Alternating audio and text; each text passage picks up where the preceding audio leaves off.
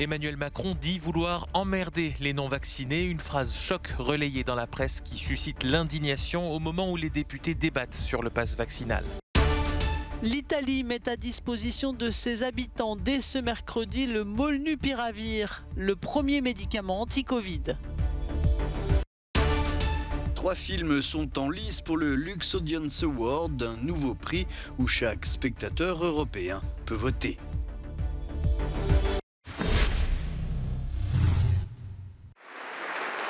L'Assemblée nationale française a vécu une nuit agitée, alors que les députés débattaient du projet de loi de transformation du pass sanitaire en pass vaccinal.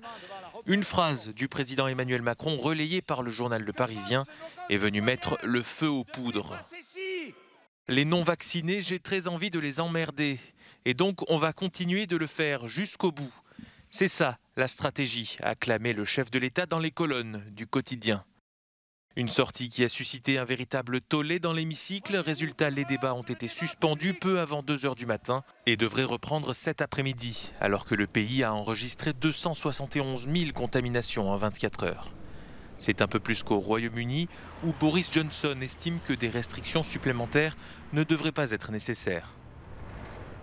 Grâce au fantastique effort national pour booster la Grande-Bretagne, nous disposons désormais d'un niveau de protection substantiel et donc avec les mesures du plan B que nous avons introduites avant Noël, nous avons une chance de surmonter cette vague Omicron sans fermer notre pays.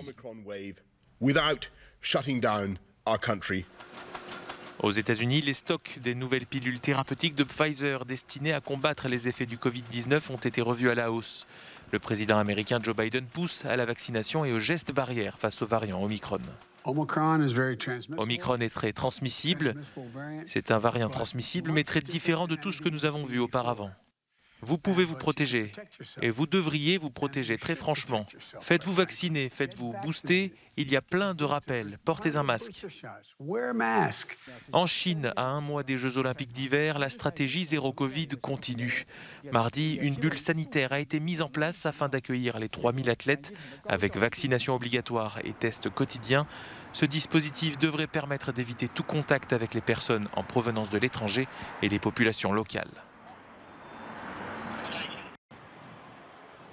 1 million de nouvelles contaminations au Covid-19 en l'espace de 24 heures. Les États-Unis ont enregistré ce lundi un nouveau record vertigineux qui confirme la courbe épidémique verticale telle que décrite par la Maison-Blanche. Ces derniers jours, le pays recensait en moyenne 400 000 nouvelles contaminations quotidiennes, dues en majorité au variant Omicron, plus contagieux mais moins dangereux que ses prédécesseurs. Ces dernières semaines, les taux de décès et d'hospitalisation aux États-Unis ont été beaucoup plus faibles que lors des précédentes poussées de Covid, même si les chiffres demeurent élevés, plus de 1300 morts en moyenne enregistrés chaque jour dans le pays. Dans ce contexte toujours très sensible, les autorités sanitaires américaines ont donné ce lundi leur feu vert pour le rappel vaccinal des 12-15 ans et réduit de 6 à 5 mois le délai avant l'injection de la 3e dose pour toutes les tranches d'âge. Mais des millions d'Américains n'ont toujours reçu aucune dose de vaccin.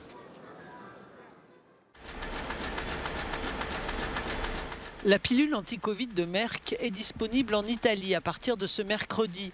Approuvée par l'Agence italienne des médicaments le 22 décembre, elle peut être utilisée en cas d'urgence. Le Molnupiravir est une pilule rouge qui peut être prise à domicile et qui permet de réduire les cas graves et les hospitalisations si elle est prise dans les 5 jours suivant les premiers symptômes. Sinon, elle est inutile. L'étude a montré que le médicament était efficace pour réduire d'environ 30% le risque d'hospitalisation ou de décès.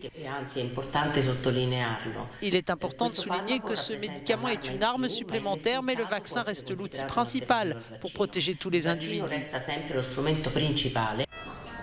2 capsules doivent être prises pendant 5 jours. Déconseillé dans certains cas pour les femmes enceintes, par exemple, c'est le premier médicament développé spécifiquement pour le Covid.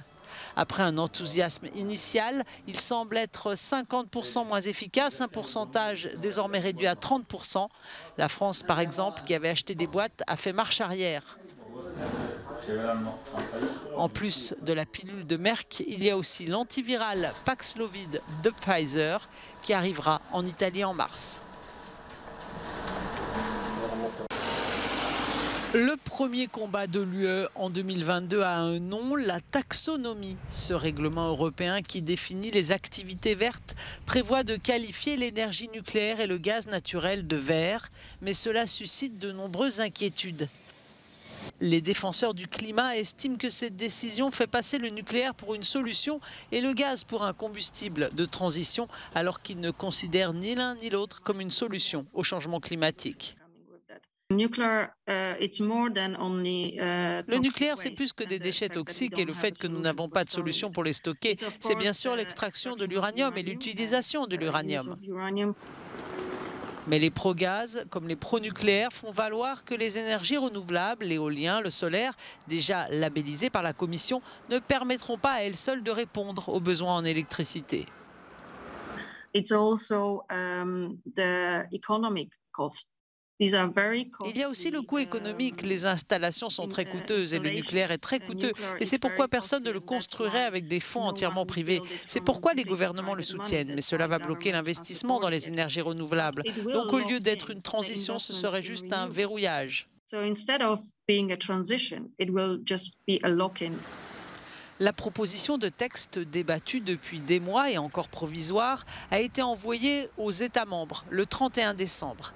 Les 27 et des experts consultés par la Commission ont désormais environ 2 semaines pour réclamer des modifications à ce document.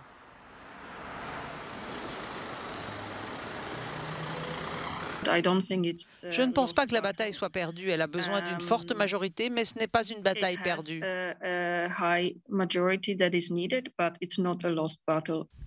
L'UE vise la neutralité climatique d'ici 2050.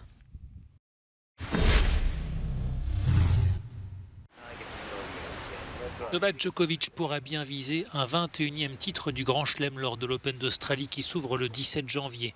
Le Serbe, dont la participation était compromise en raison du flou entretenu sur son statut vaccinal, a obtenu une dérogation pour participer à son tournoi fétiche. C'est à l'Open d'Australie qu'il avait en effet remporté en 2008 son premier tournoi du Grand Chelem. Il y détient aussi le record de titres, 9 au total. Depuis des mois, le numéro 1 mondial laissait planer le doute sur sa présence ou non à Melbourne en raison de l'obligation faite aux joueurs d'être vaccinés pour entrer en Australie. Au printemps 2020, Djokovic s'était déclaré ouvertement hostile à la vaccination obligatoire.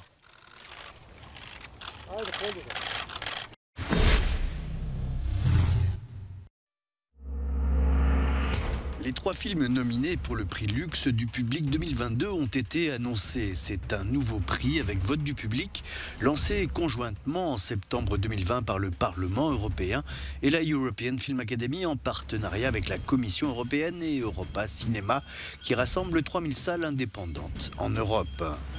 Les 3 films nominés, Flee, Great Freedom et Quo Vadis Aida, La Voix d'Aïda, seront sous-titrés dans les 24 langues de l'Union européenne et seront projetés de la mi-mars à la mi-mai 2022 dans tous les pays européens. Les 3 films nominés sont aussi accessibles en ligne sur www.luxaward.eu en vidéo à la demande sur de nombreuses plateformes. Le gagnant sera désigné par les votes du public et des membres du Parlement européen, chaque groupe ayant un poids de 50% dans la note finale. Le premier film sélectionné est un documentaire d'animation qui a déjà remporté de nombreux prix, dont le Cristal du meilleur film à Annecy, l'histoire d'Amin, son parcours d'enfant réfugié afghan arrivé seul au Danemark et qui essaye de faire la paix avec le passé, mais aussi avec lui-même et les secrets qu'il a cachés.